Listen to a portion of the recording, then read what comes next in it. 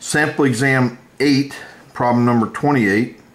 Let x1 through xn be a random sample from a normal distribution with variance 10.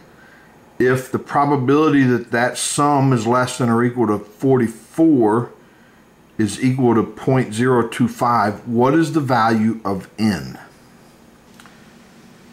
Sample exam 8, problem 28. The probability that this sum is less than or equal to 44. Now, that's what we need to find. Well, we need to find the n that makes this 0.025. But if you take this sum, which is here, and divide by the variance, that is a chi-squared with n minus 1 degrees of freedom. So when we go from here to here, we're dividing by 10, which makes that a chi-squared with n minus 1 degrees of freedom. And then if this is a chi-squared less than or equal to 0.44 is 0.025, you look that up in the table and it implies that the degrees of freedom is 12, but that implies n is 13. Number 29, let x and y have joint probability function f of x equal to that given. Which of the following statements are true? Number 29, it asks us to find which of the following are true. So first, let's find the marginal of x. And since this is discrete, we have to sum out the y variable. If it were continuous, we'd integrate out y. But let's sum over all possible y values of our joint distribution, and that's what we get here. And so basically what I do is I take this, since there's no y in it, there's 3 of them, which is this, and then here there's going to be, 1, 2, 3, so minus 4 times that, and then x times 1, 2, 3, all divided by 36. That simplifies to this. Now, it looks like a symmetric distribution, and it is when you integrate or you sum out the x variables, you get something very similar. Now the question is the product the joint distribution? So the product of these is this, which multiplies to this, which is our joint distribution. X and y are independent because you can break them into the product. So the answer is D. Number 30. Let x1 through x6 and y1 through y8 be independent random samples from a normal distribution with mean 0 and variance 1. Let z equal to this quantity. What is the 90th percentile of the distribution of z?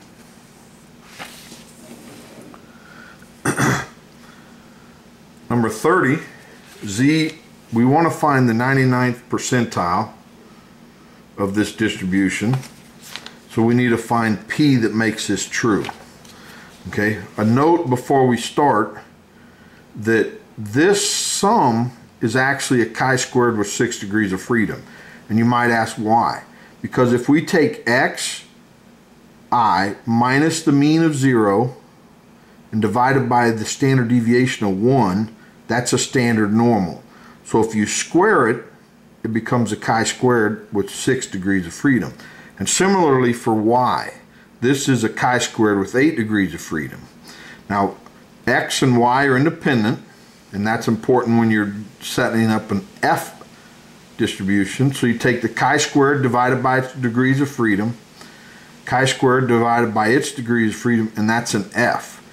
And then a 2, of course, cancels into both of those. And that's the z that is given in our problem. And that's an f distribution with numerator degrees of freedom 6, denominator degrees of freedom 8.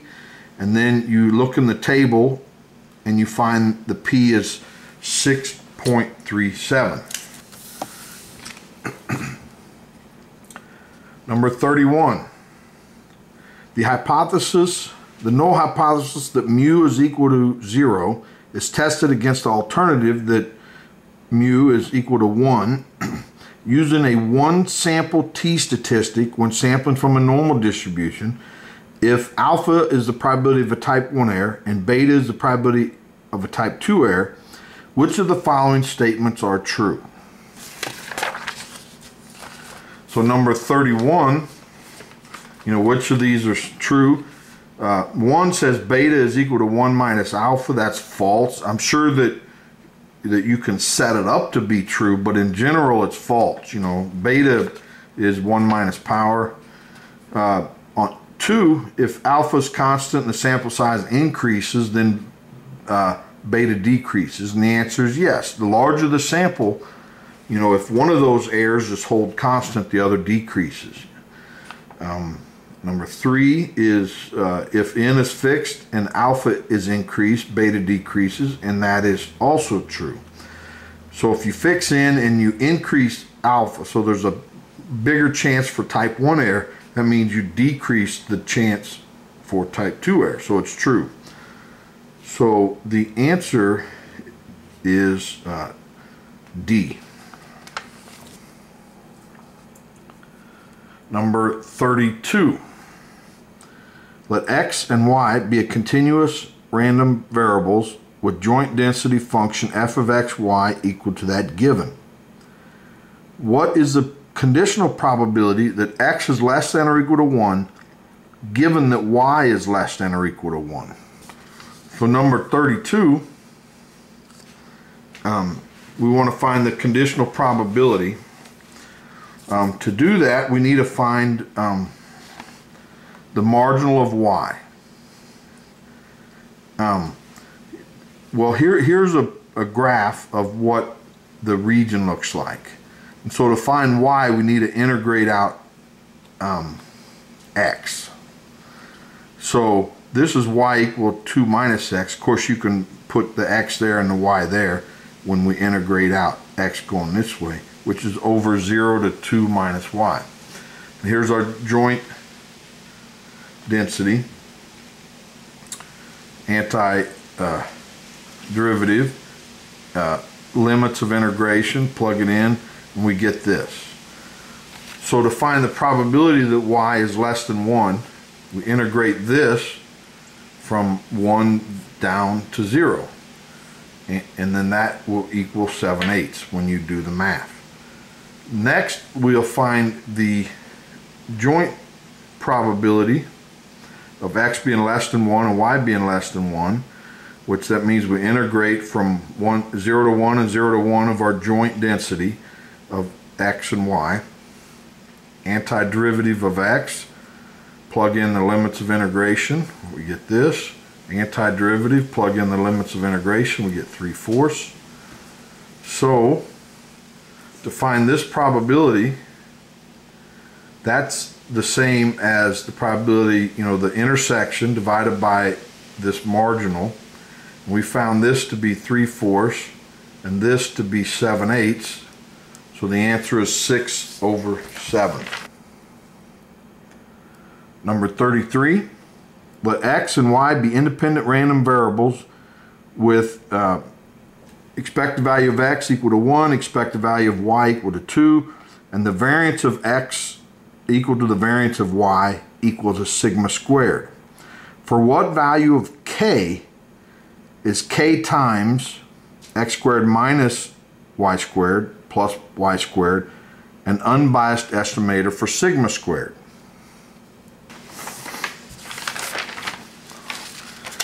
Number 33, we're asked to find the value of k that makes this an unbiased estimator for sigma squared. So let's manipulate this a little bit, take in the k, and then pull out a y squared, and then the k just goes into there.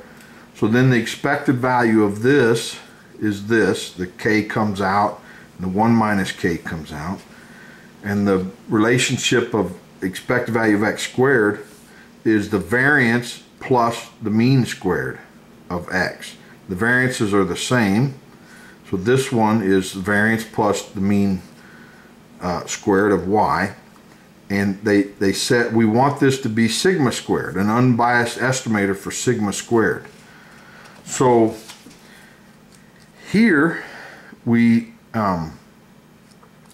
when we take this times k and then this times 1, it ends up that the sigma squareds cancel, and then when we factor out a k we get this, and this y squared, when we took it times 1 we took it to the other side, which is this, and then we of course those cancel, and then we divide by this quantity to that and we get this. So k is equal to this, and we plug in the values that we know and we get 4/3.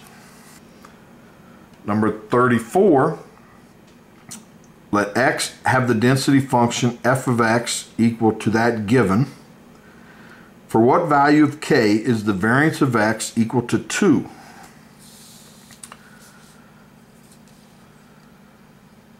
So number 34, we're asked to find what value of k makes that variance equal to 2. So we have to find the mean of x, which integrate over all possible values of our density. We get 2k over 3. And then we find the expected value of x squared, which integrate over all possible values. And you know, we plug in the x squared, and here we plugged in an x. Integrate that, we get this, and then we get k squared over 2. The variance is equal to 2 is what they're saying. So, and the variance is the expected value of x squared minus the mean squared. So we plug in the values that we obtained. So that squared becomes this. Subtract those and we get this. And that equals 2, which implies that k is equal to 6. Number 35. Let x1, x2, x3 be independent random variables, each with mean 0 and variance 1. And let x equal to 2z1 minus z3, and let y equal to 2z2 plus z3. What is the correlation of x and y? Number 35, we're asked to find the correlation of x and y. And the formula for that is this. So it's the covariance divided by the square root of the product of the variance of x, the variance of y. So let's find these individual values. So the covariance of x and y, then we plug in what they provide for x and provide for y. And then when we cross product this linear combination, since all these z's are independent, the only ones that remain are z3, and that negative comes out as a negative, so it's the covariance of z3 and z3, which is the variance, and they provide the variance of 1, so the covariance is minus 1. So then we have the variance of x, which then we plug in what that x is equal to, and now we take the variance into this linear combination. So the 2 comes out as a 4, variance of z1, that comes out squared, variance of z3. The variance is 1 and 1, so 4 plus 1 is 5. And similarly for the variance of y, we have the variance of this combination, and then we take the variance in, the 2 comes out squared, variance squared, variance of 3, so this is 1 and this is 1, 4 plus 1 is 5. So when we plug in these values for here, we get the answer is -1/5.